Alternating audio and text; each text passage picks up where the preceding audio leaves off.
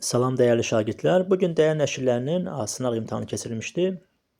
Hal-hazırda 7-ci sinif Azərbaycan dil suallarını bir qədər sürətli şəkildə variantlar üzərindən izah edəcəm ki, şagirdlər rahat yoxlasınlar, yəni sürətli yoxlasınlar. Əgər hər hansı bir sualın izahını, yəni ətraflı istəsəz, videonun şərh bölməsinə yazarsınız. Vaxt itirmədən sürətli bir şəkildə başlayaq. Yəqin ki, şagirdlər mətni diqqətlə oxuyub, Lalə mətnidir burada. Birinci sualda deyir ki, burada əsas ziddiyyət nə idi? Müharibə ilə bağlı, yəni carçıların verdiyi xəbərlə bağlı. Burada diqqət eləsək, hökmdar müharibəni var dövlət mənbəyi, xalq isə səfalət, gözyaşı kimi görürdü. Bir-birinə əks. İkincidə kursivlə olan burada ifadələrə baxsaq, mütləq, məsələn, hökmən burada deyə bilərik kursivdə. Böyük sərvət sahibi, yəni var dövlət, firavan yaşamaq, ömür sürmək, amma qalxan burada, qalxan qorunmaq üçündür, qılınc hücuma getmək üçündür. Yəni qalxanla qan tökmək yox, qılıncla qan tökmək olar. 2-də D. Keçək növbəti sualımıza. Bir saniyə. Lalənin sevgilisindən ayrılarkən dediyi, geri qaydanda məni tapmasan əlini üzmə, baharda çəmənlikdə axtar məni sözlərini necə xarakterizə etmək olar?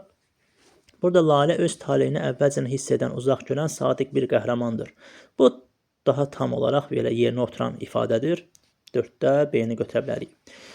Növbəti sualda oğlan müharibədən qayıtdıqdan sonra Lalənin tapmaması və çəməndə minlərlə bağrı yanmış Lalənin görməsinə ifadə edir. Orada yəni göstərir ki, bu oğlan kimi minlərlə insan, yəni belə deyim də ailə parçalanıb. Bu kədər ümumidir. Yəni tək bir nəfərə aid deyil. 6-cıda getdiyi yoldan və ya yerdən geriyə əvvəlki yerinə dönmək, orada qayıtmaq ifadəsi var idi. Bir dənə baxaq. Yazmışdı ki, bir gün bahar vaxtı Lalənin sevgisi yaralı halda qayıdır. Və qayıdır orada sözünü yaza bilərsiniz. Növbəti suala keçək. Cümlələrin birində feili bağlama işlənməmişdir. A variantında gələndən bəri, an, ən. Burada anda, əndə yox, an, əndir çıxışlı halından işlənib. 8-ci sualda problem o aya çevrildiyinə görə səs hərf tərkibi fərqlənmir, yanlışdır. Çünki o aya çevrilir. 7, 8-də A oldu. 9-da həm ma ilə, həm də D ilə inkarda olanda bu vacib aiddir. Qorumalıyam, malı-məli. 9-da B. 10-cu sualda hansı cümlədə fərqləndirilmiş ifadədə numerativ söz deyil? Numerativ söz sayla ismin arasında olduğuna görə biz diqqət eləsək burada D variantına. 11-də əsgərlərdən ibarət dəstə mətin atılmanla irəliləyirdi. Burada dəstə sayla ismin arasında işlənməyib. 11D. 10-cu sual gözümdən qaçdı. Bir dənə onu da sürətli deyim. Hansı cümlədə təsriflənən feil məhsul növdədir? Orada diqqət eləsək A variantına bütün hazırlıqlar görüldü. Yəni 10-da da A, 10-da A, 11-də D. Yəni hazırlıqların görülməyi kim tərəfindən görülüb bilinmir. Gələk 12-ci suala. Bircə saniyə. Cümlələrin birində frazeoloji birləşmə amonimli xüsusiyyətinə malikdir. Diqqət eləsək burada can vermək ifadəsi var. C variantında can vermək bir var ölmək mənasında, bir də var torpağa, yəni bir növ həyat bəxş etmək, yəni çiçəklərə yenidən can vermək, diriltmək mənasında. Onun üstə yığ bitişdiricisindən nə zaman istifadə olunur? İşlədib tapmaq olar. Mənafe mənim mənafeyim yığ girir. B variantı. 14-də sifət çoxaltma dərəcəsindədir və doğru yazılmışdır. B variantına baxsaq, ən maraqlı hekayə. Burada ən maraqlı ədatla düzəlib və düz yazılıb.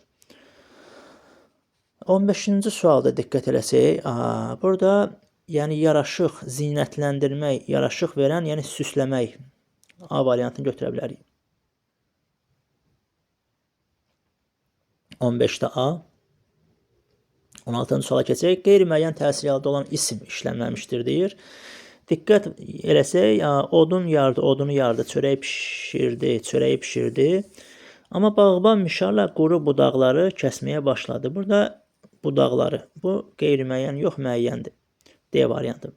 17-də bir sıra bir çoxdan sonra gələn isimlər cəmdə olur. Ona görə A variantı 17-də. 18-də idi köməkçi sözü qəbul etmiş ifadə işlənməmişdir. Biz bilirik ki, zamana oxşayan iki şəkilçi olanda birincisi zaman, ikincisi hissəcik olur. Ona görə də məsələn A variantında ır zamandır, D hissəcikdir. Valeh edərdi, ar zamandır, D hissəcikdir. Diqqətlə baxsaq C variantında mübarizəyə qalxdı. Burada D, yəni birbaşa feilin kökünü artırılıb. Bu şuhudi keçmiş zamandır. 19-da feildən düzəlmiş sifəti deyir. Bu döyüşməkdən döyüşkən, yəni kən şəkilçisindən düzəlib feildən sifət. Növbəti mətnimizə keçək. Janna Dark mətni yəqin şagirdlərimiz bunu da diqqətlə oxuyublar. Və bu mətndə biz 20-ci sualdan başlayaq. Deyir, Janna Dark, yəni Şinon qəsrinə hansı məqsədlə getmişdi? Karl ilə görüşüb ondan kömək istəmək istəyirdi. Yəni kömək istəmək üçün. 20-də B. 21-də balaca çoban artıq öz işini görüb, yəni ifadəsi nəyi bildirir? Yəni ən dəqiq, əslində hamısını dəqiq götürmək olar, yəni belə özümüzdən bir fikir kimi irəli sürsək. Amma yəni ən dəqiq belə deyək, onun o hərbi uğurlarından onlar qısqanırdılar ki, yəni birdən bu bizdən daha üstün olar, gözləri götürmür. Ona görə ona yuxarıdan aşağı baxıb qıraq atmaq istəyirlər.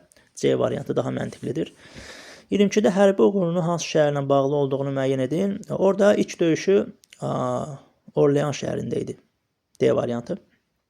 Zəif iradəli. Burada 23-cü sualda məcazili yoxdur deyir. Zəif iradəli məsxərəyə qoymaq, pərən-pərən salmaq, həvalə etmək. Bu etmək eləmək olmaq adətən, yəni məcazili yaratmadığına görə bunu götürə bilərik. Keçək 24-cü suala. Bircə saniyə.